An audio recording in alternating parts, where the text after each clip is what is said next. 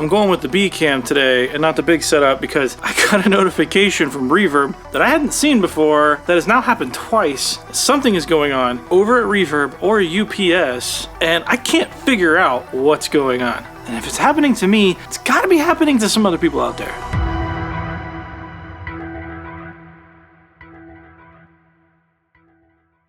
Getting the room ready for some sessions coming up at the end of this week. I'm single parenting, so it's always the most stressful when your partner goes out of town. It seems to be when you're the most busy. Of course, let's make watching two kids harder.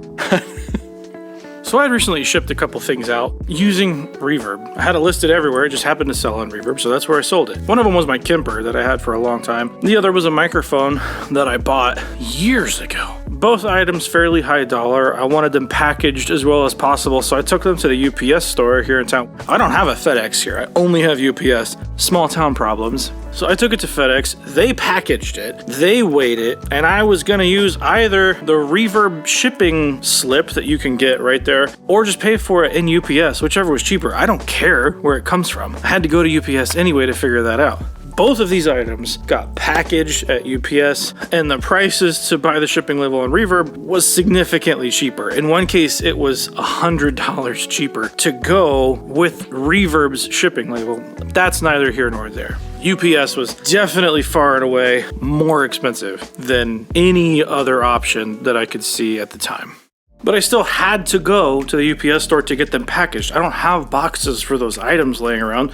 I've had them for years. So the Kemper and this microphone both got packaged up really, really well. They did a great job. And they were weighed at the facility. I put all of that information and the box numbers, you can read it right on the box what the size is. The weight is just measured right there on UPS's own machines. So it comes as a big surprise and a big frustration when I get emails from Reverb saying that there's been an adjustment to my shipping because either the dimensions or the weight was off.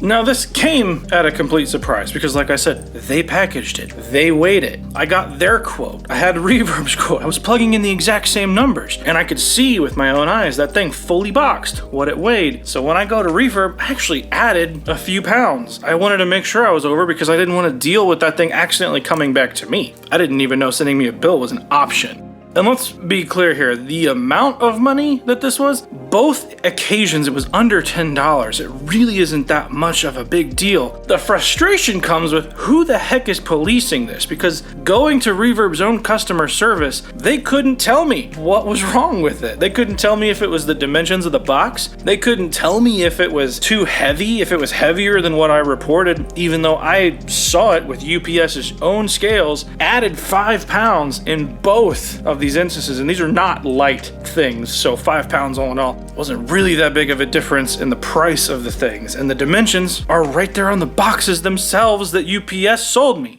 Let's pull up the conversation that I had here, and the dude was genuinely trying to be helpful. They got rid of the chat. No, they got rid of the chat, even though I wanted an email transcript of it. Luckily, I took a full-page screenshot of the entire thing. So first off, I had to get past the bot on Reverb. There used to be a phone number you could call, but now that's really hard to find for some reason with Reverb. So thanks for staying connected. I was able to pull up the charge and the amount that you had reported.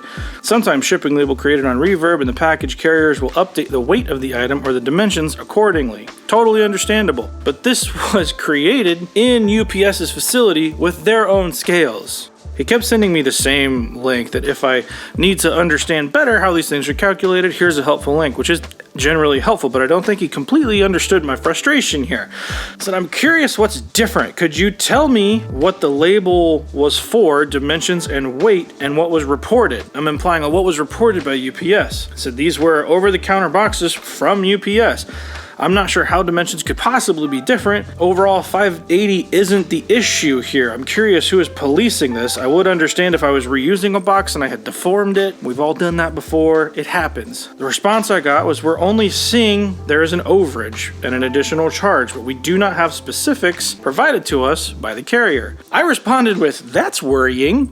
My next question was, I'd be curious to see if this happens with my next package that was a microphone done exactly the same way, where I took it to UPS to get it boxed and to get it weighed, and sure enough, the exact same thing happened, almost down to the penny. They were a similar weight. They were a similar size. It was a tube condenser that I had sold. Both times, the weight on the scale at UPS, fully boxed, fully ready to go, I added 5 pounds. The dimensions were right there on the boxes themselves, unless the box itself was lying, and I had a receipt of the boxes that I purchased because they did the packaging.